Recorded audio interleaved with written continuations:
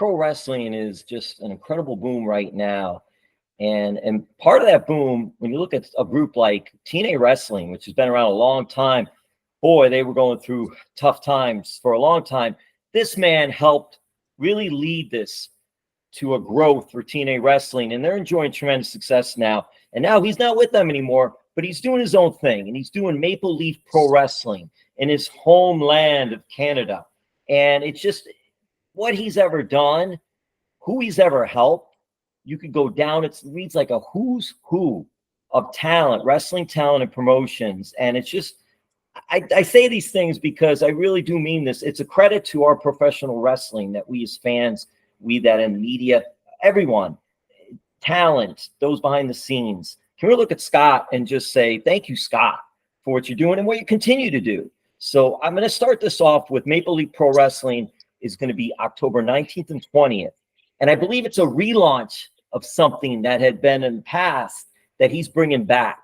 And it's going to be at St. Clair College, which I'm going to ask him, why not University of Windsor? Come on, Scott. I mean, don't you have the Windsor ties? Why is it not the University of Windsor? But no, it's at St. Clair College. And we'll get into University of Windsor too, because I want to ask him about something there. And it's just going to be a super event. Wow. We're seeing like wrestling with WWE working with TNA Wrestling. And we're seeing now Maple Leaf Pro Wrestling has an AEW match, International Championship match on the stellar card and the talent that's there. Very well respected. Thank you so much for taking the time, Scott. I want to just tell me about Maple Leaf Pro Wrestling. We could see it on Triller TV both nights, October 19th and 20th. Love Triller. They do a tremendous job. Tell me about Maple Leaf Pro Wrestling, this event, getting back into the grind with this event. Yeah, thanks, Jim. I mean, wow, what an intro. I feel like I'm really going to struggle to live up to that one. So I appreciate the kind words. So I mean, look, this is a great way for me to return to pro wrestling in a major way.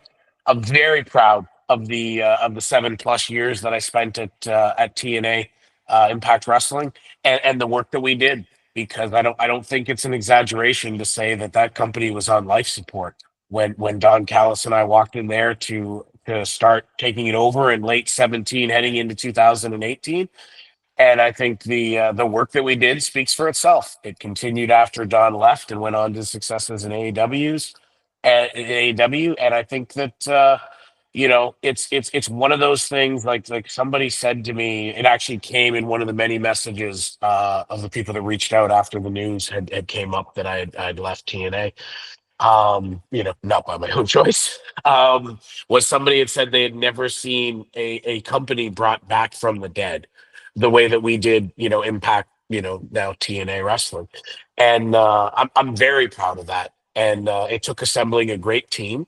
I love seeing the social media chatter with the people who sing my praises. I obviously love that stuff. And the people that say, oh, well, it wasn't just Scott. It wasn't just me. It was a whole team of people working together, and I had the privilege, the honor, and the responsibility of leading that team for many years. And I stand behind what we did and where we got it. I think we could have took it to some great places, but that wasn't in the cards, and business is business. So the good thing was no animals or humans were harmed in the firing of Scott D'Amore. So in a world where people deal with tragedy and hardship every day, my getting let go, my contract being terminated is not exactly an earth-shattering event, and it's an opportunity to pivot to something like this. And Maple Leaf Pro is something that I feel strongly about. As a Canadian wrestler coming up, I knew how hard it was to try to break in. And if you want to be a star in wrestling, you have to be, with few exceptions, in the United States. And it's so hard to get those opportunities because, hey, we're dealing with elections and everything else this time of year. And you hear immigration come up. And that's such a barrier to non-Americans that I don't think that people in the U.S. really realize. Just to be able to show up and wrestle on a show in the States takes so much work to get to, and takes somebody believing in you. So I think part of Maple Leaf Pro is providing that platform to feature and showcase Canadian talent and let them stand there beside and perform with some of the very best in the world and show that they belong. And that's something that the original Maple Leaf Wrestling that started in the 1930s and continued until it was sold to Vince McMahon in 1984 really did. It gave you an opportunity to see the the Whipper Billy Watsons and the Billy Red Lions and the Tony Perlicis and everybody else compete with the Bruno San Martinos and the Ric Flairs and the Roddy Pipers and all those great wrestlers of the time. And that's what we're looking to do for a new generation. So I'm stoked about it, Jim. It's interesting because I think of Canada, you think of hockey, of course, but I also think of pro wrestling. And I know the CFL, Canadian Football League, too. Really, when I think about it, I think of hockey and pro wrestling. And it's something that interesting you say about America and difficult it is to wrestle in America or get that opportunity. And I just find it bizarre, though, too, because there's so passionate fans, really good talent, really good trainers. Everything in Canada is right there for professional wrestling. And just how big do you think Maple Leaf Pro Wrestling could get? Well, look, I think it's been 40 years since Canada's had a national identity wrestling wise, like had a company of its own. And I think this is a great opportunity for us because I joined the professional wrestling industry in 1992. And I think it's safe to say that it was probably at one of its low points when it came to the opportunities in Canada and pro wrestling. And I think that that's changed over the years. In big part, I'll never forget when Bret Hart first started really getting clout and became a top guy. One of the first things he did was set up a ring over the pool in his house to train aspiring wrestlers. And that's where Edge and so many other people got to go through and learn directly from Bret. But Bret knew that it was going to take, it took extra effort as a Canadian, really as any non-American, to get those opportunities. And the people that have been lucky enough and talented enough to have those opportunities need to help present those opportunities to the next generation. So Bret really spearheaded that type of culture. And if you look at it, the Canadian wrestling scene now is booming. And I think the time is perfect for Canada to have a truly Canadian company. And I think that with the team that we've put together, both in the ring and behind the scenes, we really have an opportunity to go out there and do something special. We have the opportunity to be that bridge between the 50 plus year history of the original Maple Leaf Wrestling, which was such an amazing, iconic brand. Like when you talk about famous wrestling arenas that people aspired to perform in, it was Madison Square Garden, it was the Sumo Arena in Japan, Ryogoku. It was Maple Leaf Gardens. And that's why it was one of those places. It was almost like a neutral territory. You could see Vern Gagne and all the people from the AWA. You could see Flair and Steamboat and Piper and Dusty and all the guys from the NWA and Crockett. You could see Bruno and Backlund, one of them come in and defend the WWF championship. And I think we have that opportunity here. And what we've put together, you'll see we have AEW represented. We have Ring of Honor represented. We have New Japan represented. We have Tokyo Joshi Pro Wrestling represented, and they're owned by Cyber Fights, which also has Noah and DDT. Takeshita himself, who made events both nights, is a DDT superstar in addition to being with AEW. And you've got TNA stars, of course. And then you've also got like Classy Ali joining us from Qatar. Like I never in my wildest dreams 30 plus years ago thought we'd be having a QPW Qatar championship match in Windsor, Ontario. So I just think it's such a cool time in wrestling with all this collaboration. And I think the time is right for a Canadian company to step forward and be part of that mix. Scott, I'm so glad this is happening and I'm able to see this. But Scott, how? Why? Because when the territories ended, and I never was one to bash somebody when all those territories ended, as far as like regional and doing that, because it's business. I understand business side and all, and yes, it gets personal. Obviously, I'm not in it, so I'm not getting paid or anything, so I don't feel it like somebody else might. But why do you think now it's almost like that? Where, because I remember here in South Florida, we would have like the Super Bowl wrestling. And we would have the Harley race going against superstar Billy Graham in the main event. 2 out of 3 falls. They're both champions, NWA, WWF, and things like that. And now it's almost like we're going back a little bit to that with all these types of events. Yeah, and I mean, look, I've always been, on the forefront of thinking collaboration is key, and that when wrestling companies can set aside the politics of things as much as possible and work together, I always say, like, if people say it's a win-win, it's not a win-win, it's a win-win-win, because both promotions can win, and most importantly, the fans can win. And when you have an opportunity like this, you look at both nights of this show, you've got Takeshita, who's an AEW superstar, a DDT superstar, facing off against TNA wrestlers. In the first night, you've got Takeshita and Mike Bailey. In the second night, you've got Takeshita and Josh Alexander. Well, it doesn't get any more Canadian than Mike Bailey and Josh Alexander. When I think about Canadian talent today at the forefront, I mean, Mike Bailey and Josh Alexander are two of the leaders, and maybe the two leaders of the Canadian wrestling scene. So I think that having, Takeshita and Athena and people like that come in and test their wares and be in the ring with Canadians is what truly makes us special. And I think that, you touched on the CFL. One of the things I think that has made the CFL thrive, some in more recent years, is their ability that for a period in time, they're like, we almost need to try to conform to the NFL. At one point, there's even talks about, because the biggest difference in football, in Canadian football and US football, is there's 4 downs in American football, 3 in Canadian. There's even talking about changing the rules and everything else. And it really wasn't well received. They never did it with the 4 downs, thankfully. But they really had to embrace the fact that Canadian football is similar and has a lot of the same traits, but is different and is uniquely Canadian. And I think that's one of the things that Canada historically has not pounded its chest a lot with pride.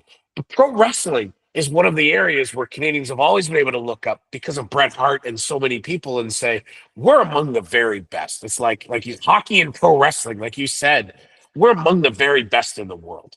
And to me, it's tragic that for 40 years, we haven't had a national presence. And is there a brand that's more iconic, not just in wrestling with Maple Leaf Wrestling, the original, but also just in general? When you think of Canada, you think of that Maple Leaf. It's our symbol. And the fact that we get to bridge that gap between that 50 plus year iconic history of Maple Leaf Wrestling and then forge a new path with Maple Leaf Pro.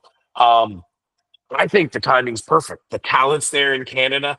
The openness from companies to collaborate is together. And then even you just look at things like we've long had something called Canadian content rules where broadcasters were obligated to on television, or radio broadcast a certain percentage of their programming had to be Canadian. Well, in 2024, this is the first year where those rules apply to streaming. So people are out there and looking for content. And if there's one thing that pro wrestling has always proven to be, it's adaptable and content that connects with an audience. I always say, like, my early recollections of wrestling were watching it with my grandfather, and then even like my uncle, who, like my father, was an immigrant. And he told me one of the reasons he gravitated to pro wrestling, like so many other people who immigrated to Canada and the US, is because when you're in a new culture and you can't understand the language and everything is so different to you, one of the things they could understand is, here's your hero, here's your villain, and let's watch them battle it out. And I think that it's for, at this point, really for almost a century, brought people together from all different cultures for a common shared experience. And I think that's what makes wrestling truly special. And I think that's something that we'll lean into and embrace with Maple Leaf Pro.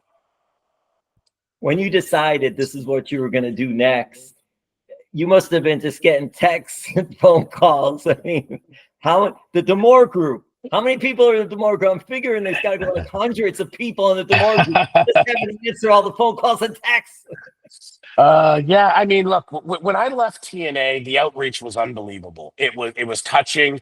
It was one of the biggest blessings, like unplanned, unexpected blessings of my life. Because truthfully, when the news got out that I'd been let go, I didn't expect a lot, because when I was the booker in TNA before, when I was removed as the booker, I remember that because it had happened a couple weeks before it was made public. And when it was made public, and it's funny, you alluded to it earlier when we were chatting, like Mike Johnson from PW Insider, and Mike broke the story, that they had brought Russo back, and I was out as the head of creative. My phone rang once that day. Once that day. When I was the booker, it ran nonstop. When I was announced that I wasn't the booker, I mean, it just went dead. And funny story, Terry Taylor, who can be a polarizing figure in pro wrestling, but is probably somebody you saw in Florida back in the day. He told a story one time that when he got let go, I think it was one of the times from WCW, that he actually called the phone company to ask if there's a problem with his phone because it just didn't ring for days.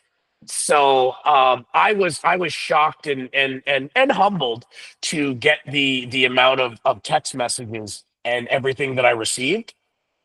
And it was touching, and it gave me an opportunity to sit back and really sit there and go, wow, like my efforts and my work and my contributions have been appreciated. And I've stayed off social media and all that for quite a while. So it was really the text messages and that got to me. And it was hundreds. And it was people in the industry. Some of them are people I thought would reach out. Some of them were people I just never expected that shared stories with me that I truthfully, some of them I was like, oh yeah, I remember that. And a few of them I was even like, boy, I don't even remember that. But the amount of outreach and support was truly touching, and a word that's not often associated with me is humble, and it was a truly humbling experience. I'm blessed. Like I always say, you take a look at the things, even when you look at them as a negative. Like it's not the ending to my time in TNA that I would have wrote, but it's given me opportunities. It's given me an opportunity to change my lifestyle. It's like I just came back off of a 2-week trip to Italy with my 85-year-old mother. I'm so blessed to have a healthy mother at 85 that I get to still have with me in my life. And would I have taken those 2 weeks and gone to Italy if I was still in TNA? I don't think so. And would I have taken time to step back and kind of adjust my lifestyle? I don't know if I would have. And would I have sat there and said, I've long wanted to do something like Maple Leaf Pro. I acquired the rights to the archives, which are limited because most of it, sadly, like the old territories, the footage got destroyed. But what exists, I've got the rights that belong to the Tunney family that promoted Maple Leaf Wrestling for decades. And I acquired that years ago and planned to do something with it. But then, a little fork in the road when Jeff Jarrett called, and I headed back to at the time Impact, now TNA Wrestling, and then next thing you know, 7 years have gone by. So here's an opportunity for me now to jump into something that I'm really passionate about, and I hope it came through. I was passionate about TNA Wrestling and everything there. But this is also something I'm passionate about. I'm passionate about helping Canadians. I'm passionate about continuing that structure that Bret Hart put in to help Canadians. Whether it's Bobby Roode or Eric Young or Tracy Brooks or so many of them through the years, Petey Williams. The list goes on and on through to the Josh Alexanders and the Mike Baileys. The fact that I got to be the person to be like, hey, that thing you've been looking for years, that opportunity in the US, well, here it is. I get to now be in a different way, help of making that possible for a whole nother generation and hopefully generations of Canadians by featuring them in Maple Leaf Pro on a platform that has the exposure and the notoriety to really help them become known. It's interesting, a couple of things. One, because you said you went off the grid for a few weeks afterwards. And I just remember thinking, especially these days, Scott, with all things that are going on and social media and everything like that, I hope everything was good. Like there wasn't any gossip, bad things going on. Did you sense any of that at all, or no? You did. It wasn't. There wasn't. It was just they let you go. I know that, but so many things and things like that go on. Were you like, well, you took the time off, but were you thinking too, maybe I should go on there and just say something so everybody knows things are cool? Yeah, I mean, I talked about it with the people that I trust, and I didn't feel like I didn't know how I would sum up my thoughts, and really, I don't think I was in a position to do it at that time. I thought best to just stay silent. Like let TNA put out their statement that they terminated my agreement. It was important to me that it be known that it wasn't my choice. And not for anything reason other than I spent 7 years of my life waking up every morning to go to war in a sense, not to make light of that word, but go to battle for TNA, Impact Wrestling TNA every single day. And I just didn't ever want somebody who had invested and came along with that ride for us to think that I just woke up one morning and decided, okay, you know what, I'm going to move on and do something else. I take it as no negative. I mean, look, somebody decided they wanted to go in a different direction. That's their decision. I could hold my head high on that. But what I wouldn't be able to hold my head high on is if people thought that after I had spent years saying, trust us, come back to us, support us, and we'll reward you.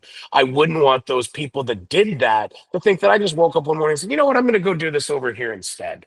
So that was important to me. But as long as that messaging was out that I was gone, it wasn't my decision, then I was comfortable leaving it at that. And funny story, again, that's something that I probably wouldn't have taken the time to is when the announcement came out, I was actually down in Bradenton, Florida, an area that everybody should be keeping their thoughts and prayers. They should be in their thoughts and prayers because some of the disaster down there, like many areas, is massive. And we experienced ourselves. We had two homes down there, and I think that neither of them may be salvageable at this point. And I'll still take the blessing of saying, look, like they were not our primary residents. Like we're lucky we still have homes here to live in. My mother, myself, and everybody. But there's people that are Were they vacation homes? They were winter residents.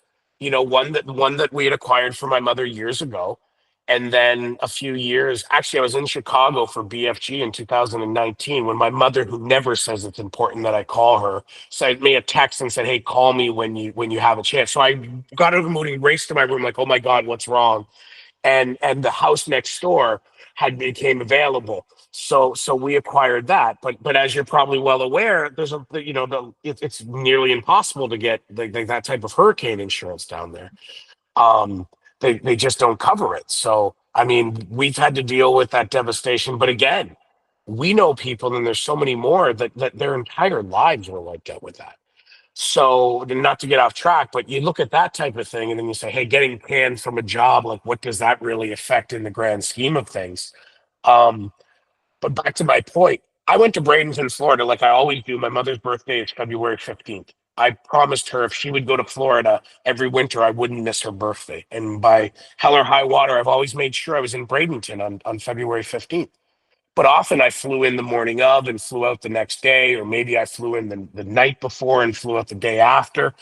But with this, change in my lifestyle, I was actually staying in the second house in Bradenton for a couple of weeks, which I just never took the time to do. And having breakfast with my mother down there every morning, and with my aunt and uncle, and that. But one of the things I didn't consider is probably the worst place to be when you go from working 20 hours a day to having nothing, is a retirement community in Florida, because it's like I'd wake up and go for a walk, then get my coffee and shower, and then have like breakfast, and then be like, okay, like I guess I'll go for a walk again. And by 2 in the afternoon, it's like, oh my God, like, is this what my life is going to be? And it took a little bit for me to step back and get back and reacclimated into my life here in Windsor to go, you know what, like I'm going to be fine. And I'm going to be more than fine. I truthfully, I live a pretty blessed life. That's amazing. And it's so funny because your mom was there for your last match that you had that time. Will mom be at Maple Leaf Pro Wrestling October 19th and or 20th at St. Clair College? Oh, 1000%. The funny thing is, my mother for years said, I don't like wrestling, but I go because my son's a wrestler. And then the first show that we promoted after I stopped wrestling, a couple of days before the show, she goes, hey, like Jeff, like Jeffrey Scott, or is affectionately known in wrestling, Drum Boy. She's like, he never called me or anything about my tickets. And I go, well, why would you go to the show? I'm not wrestling. She goes, well, I'm still going to the show. And it was like, she just found like she has fun, and she goes there and she hollers and screams, and You look at it, you got people like Bully and Moose and Austin Aries and all these people over the years. We actually had to hang like signs backstage, no using Mrs. D as a prop in your match. So she will definitely be there both nights, front and center. That's the best because Billy Ray would. Billy Ray right away. He would. That would be the first thing he would do. Oh yeah, if Bully Ray had his way, he'd be wrestling my mother in a cage match. It would probably draw a hell of a rating. Yes.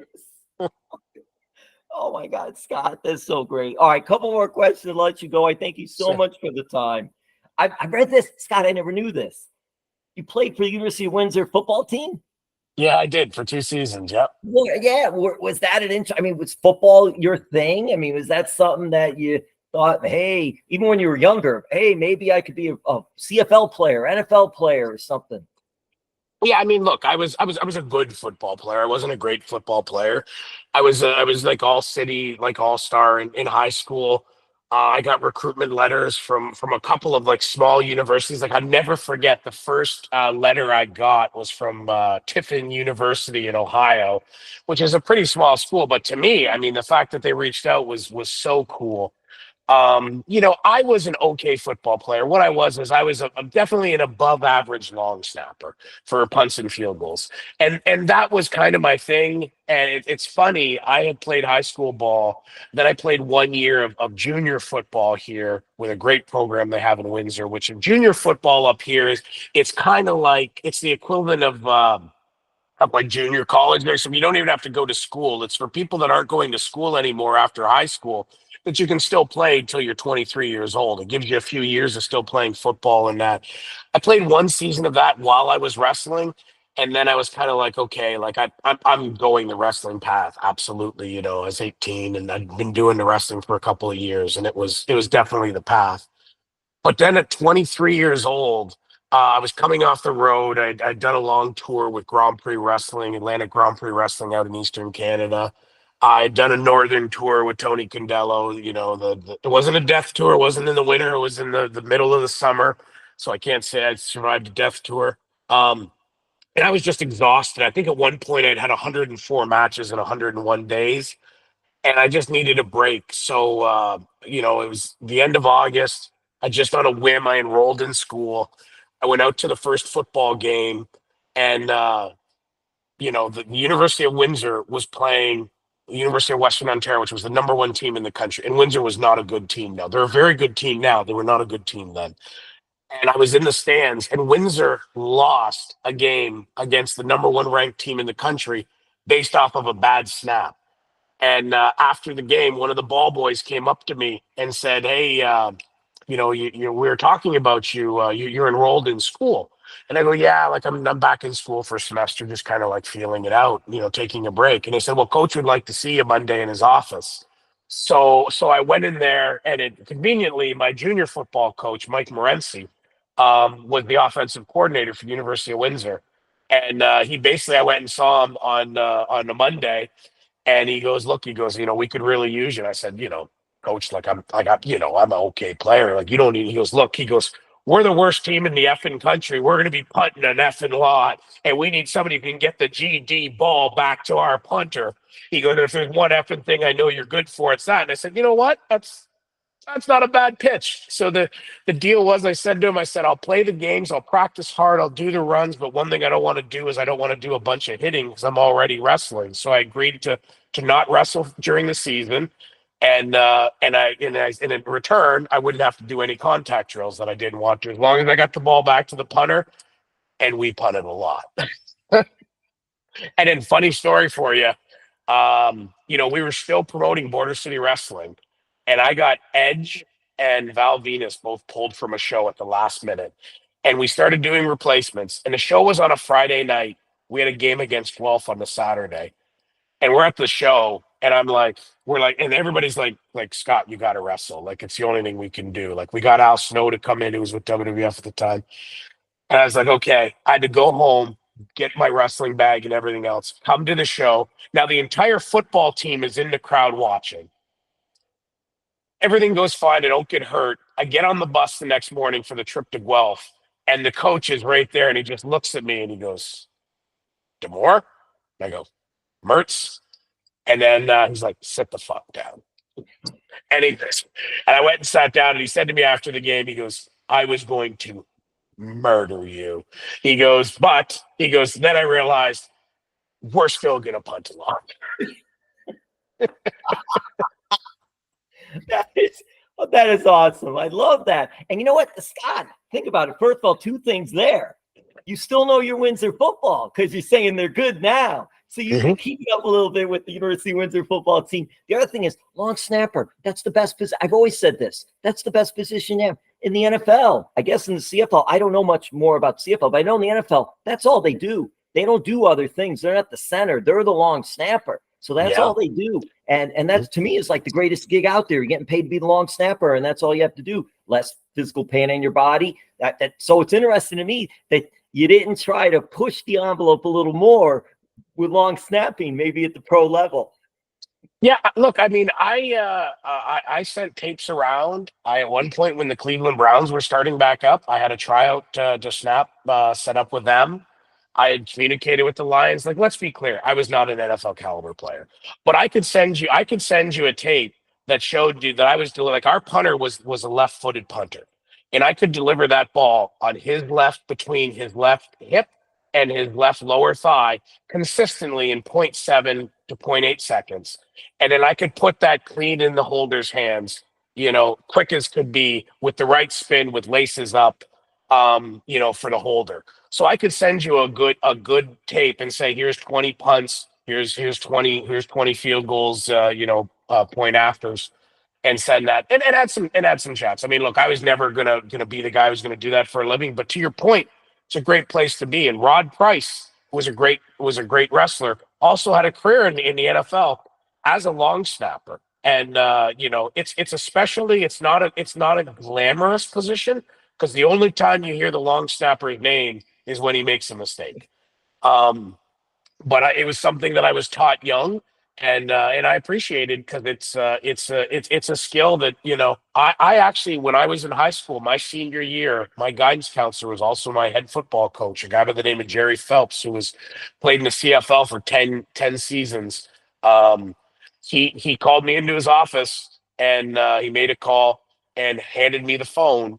And on the other line of the phone was Bobby Bowden from Florida State University. Now, my coach, Jerry Phelps, had played for Florida State University on the team with Burt Reynolds. Him and Burt Reynolds used to room together during camp and used to room together on the road. And he put me on the phone with Bobby Bowden. And I remember when Coach Bowden said his name, I stood up, even though I was on the phone, like he could see, because I was like, oh, shoot, I'm on the phone with Coach Bowden. And he basically had said that, he had talked to my coach, and my coach had said I was a damn good, Coach Bowden called it a hupper. I was a damn good hupper, and that if I could deliver the ball to the punter and to the holder, then he goes, we don't have a scholarship for you this year, but if you want to walk on, there'd be a spot on the dress roster if you can deliver on that. So I thought long and hard on it, and I considered it, but ultimately, my path was pro wrestling, and that's the way I went. And I don't regret it. Wrestling's been amazing to me, and in my life, it's been rewarding on every level. And something that I'm just passionate and love and enjoy. I liked football. I enjoyed playing football, but I love pro wrestling. From being 8 years old in my grandfather's hospital room, scared as hell to be in a hospital with somebody that you love. The joy that I got was every Saturday getting to watch wrestling with him on that little tiny TV they used to have with the earpiece that was only for 1 year. That's what gave me comfort every week visiting him. And that's something that we shared, and that's something that I still love to this day. And I think I'll be passionate about for as many days as I walk God's great earth. Well, as a pro wrestling fan, I'm glad the NFL and CFL and that didn't work out for you with the football. But I will ask this, because you mentioned, wow, Burt Reynolds, great actor, but right, he played at Florida State. He's faithful FSU alum. And then I'm curious, Scott, though, too, and I'll end it with this, and we'll finish it with Maple Leaf Pro Wrestling, and you can give a little lasting thought on Maple Leaf Pro Wrestling and the big event coming up. But my question, I'm thinking, ages I'm not great at. would you have possibly played with Ron Simmons, or was that a different time? No, he was a little ahead of me. Like I mean, boy, you talk about legends and legends that for the Seminoles, Ron is that. Funny story. Yeah, I veer off in stories. We're in the locker room with WWF and Jim Ross, who I have a world of respect for. JR is a legend. But at that time, as a young wrestler, getting JR's attention was very hard. And the one when JR was like came to me, gave me his card and everything, is when he found out that I was a football player, and that there was talk about me, maybe like he had heard through some of the guys that I might get a pro tryout, and he had a conversation with me, and then JR, who can be a pretty good ribber, goes, "Hey Ron," he goes, "Scott here got called, got Coach Bowden called Scott, and he didn't go to Florida State." So Ron takes a chair, sits it in front of him, and goes, "Shit." And I sit down, and he goes, "You mean to tell me that Coach Bowden gave you the call and you didn't answer?" And I go, I mean, no, I mean, I answered. I talked to him. I talked to him. I took the call and I answered. I had a conversation. I just didn't. He goes, "Why didn't you go?" And I was like, well, I mean, he didn't have a scholarship, and moving down there and paying the tuition and everything was quite expensive, and ultimately I decided that I'd be a wrestler. And you could see Ron kind of looking at me like, "I think you made the wrong choice." That is so good. It's incredible. And my gosh, and what a talent but two sport talents. Interesting, Scott, that when you look back in history, many football players, high school, college, transitioned to pro wrestling with the physicality, just whatever it was, maybe even the charisma to be a football player too transcends itself. But listen, wrap it up here with Maple Leaf Pro Wrestling. Tell the fans, anybody about it. I know it's going to be on Triller TV. I also know, I believe there might be something streaming on YouTube at another time, or just that you guys have Maple Leaf Pro Wrestling on YouTube. Yeah, we put a page on YouTube and started putting out both classic Maple Leaf wrestling clips as well as stuff from Border City Wrestling over its rich 30-year history. And we've like started to sprinkle in it. I've seen some people have noticed, like we have some rights to Grand Prix Wrestling out of Montreal, with Butcher Vachon's promotion there, and some of the other wrestling, like Superstars of Wrestling, that we sprinkled some of that in to try to give them some highlights. But the big thing is Maple Leaf Pro, October 19th and 20th, St. Clair College in Windsor. You can go to MLPwrestling.com for all the information. You can click there for tickets. You can click there to go right over to the purchase page, the landing page on Triller TV, and purchase the pay-per-view. If you can't be there live with us, you have the opportunity to be there both nights through Triller TV, an unbelievable service with some great news that they just announced about their merger and everything else. Now they continue to grow. And I think I've said this for years, and I did it through my time at Impact Wrestling. I don't take wrestling fans' investment lightly. Investing your money into anything, that's a commitment. And equally as important is investing your time. And for $30, you get 2 nights of great wrestling action.